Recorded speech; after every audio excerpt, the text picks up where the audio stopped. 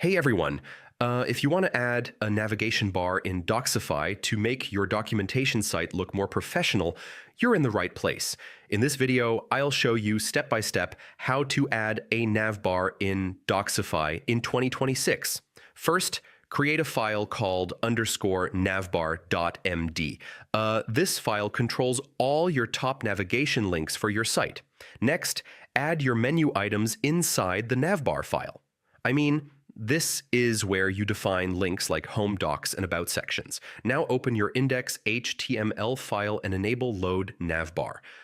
Without this setting, your top navigation bar will not appear at all. Restart your Docsify server. This ensures your navbar changes are properly loaded and applied. Make sure your navbar file is placed in the root directory of your project. Incorrect placement can prevent it from showing. Try clearing your browser cache.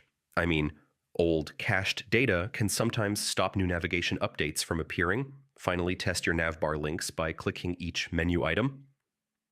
Each link should open the correct page without errors. So yeah, that's how you add a navbar in Docsify.